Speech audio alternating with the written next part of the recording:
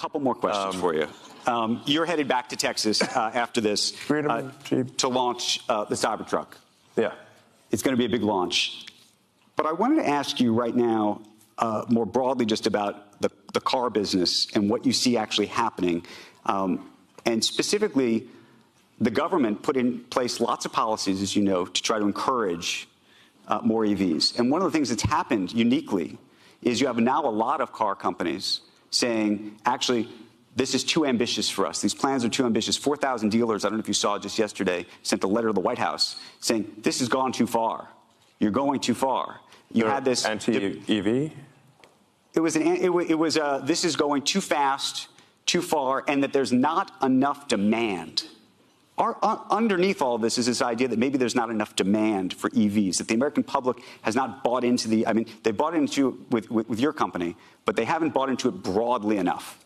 Well, I think if you make a compelling electric car, people will buy it, no question about it. Electric car sales in China are gigantic. That's by far the biggest category. Right. And I think that would be the case,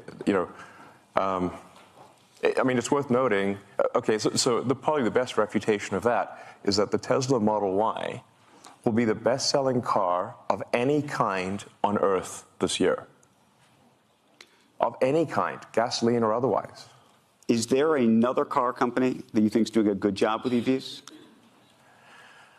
I think the Chinese car companies are extremely competitive. By far our toughest competition is in China. So, there's a lot of people who out there who think like the top 10 car companies is going to be Tesla, followed by 9 Chinese car companies. I think they might not be wrong. So China is super good at manufacturing, and the work ethic is incredible. So, if we consider different leagues of competitiveness at Tesla, we consider the Chinese league to be the most competitive.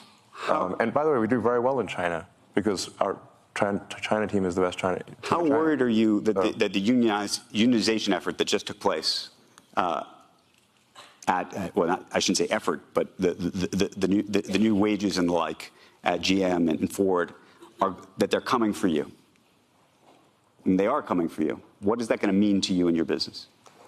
Well, I think it's generally not good to have an adversarial relationship between people on the line, one group at the company and another group. In fact, I disagree with the idea of unions, but perhaps for a reason that is different than people may expect, which is I just don't like anything which creates kind of a lords and peasants sort of thing. And I think the unions naturally try to create negativity in a company and create a sort of lords and peasants situation.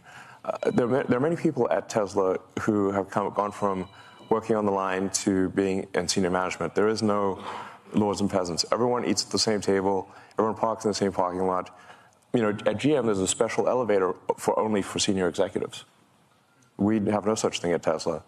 And the thing is that I actually know the people on the line because I worked on the line, and I walked the line, and I slept in the factory, and I worked beside them.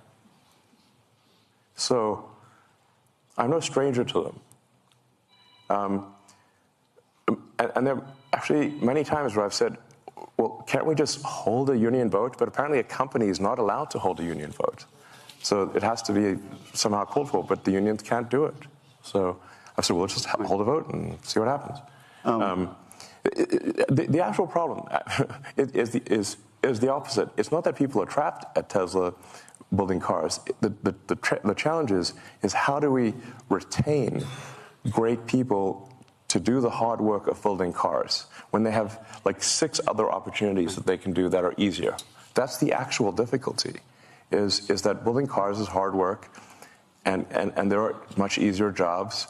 And I just want to say that I'm incredibly appreciative of those who build cars, and they know it. So there's I don't know, maybe there will be unionized. If I say, like, if Tesla gets unionized, it will be because we deserve it and we failed in some way. But we certainly try hard to, ensure the prosperity of everyone. We give everyone stock options. we've made many people who were just working the line, who didn't even know what stocks were, we've made them millionaires.